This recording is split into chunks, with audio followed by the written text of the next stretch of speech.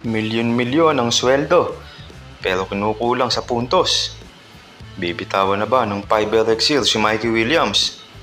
Lumabas nga ang balita mula kay Sir Snow Badua na posibleng bitawan na ng Converge si Mikey Williams matapos ang patuloy na struggle nito sa court. Sa pagkatalo nila laban sa San Miguel Beermen, limitadong 2 points lang ang naibigay ni Williams dahilan para lumubog sa 0-4 losing streak ang koponan.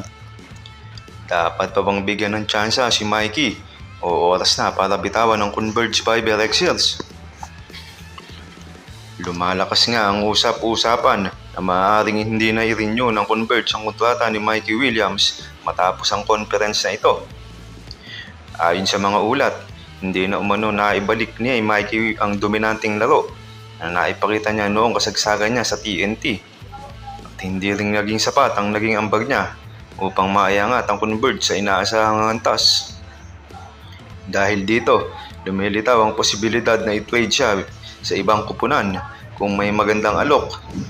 Kasabay nito, pinag-uusapan din ang plano ng Converge na i-activate si Dave Ildefonso na ang PBA rights ay nakuha nila mula sa Northport na ngayon ay Titan Ultra.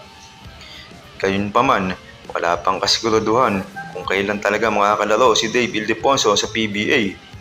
Sa kasalukuyan, may umiiral pa siyang kontrata sa Abra Weaver sa MPBL, kaya kailangan mo nang malinaw ang kanyang contractual status bago siya tuluyang makapaglaro para sa Converge. Kung matutuloy, malaking oportunidad ito para kay Ildefonso na patunayan ang kanyang kakayahan at magbigay ng bagong sigla sa 5LX seals. Sa totoo nga lang, sa daming taon na sinayang nitong si Mikey Williams, kung hindi siya masyadong nagmataas, hindi sana ganyan ang sinasapit niya ngayon. Nakailang kampyonato na siya para sa TNT. Pinatunayan nga naman ng TNT na kaya nilang mag-champion nang wala siya. Pero siya, hindi niya napatunayan na kaya niyang makapasok sa finals o mag-champion sa ibang kupunan. Ilang taon din ba ang sinayang niya? Ngayon, mukhang umi-epekto na yung ginawa niyang sinisingil na din talaga siya ng kanyang karma. Nangihinayang ako sa mga taon na sinayang niya nung time na prime niya. Ngayon, hindi na din ako nagugulat kung bitawan ito ng Converge pagkatapos ng kanyang kontrata. Marami ka pa sanang makukuha ang achievement, Mikey Williams, kung hindi lang masyadong malaki ang iyong hinihinging presyo. Kamusta mga idol? Sports Zone PH para sa sports news and update.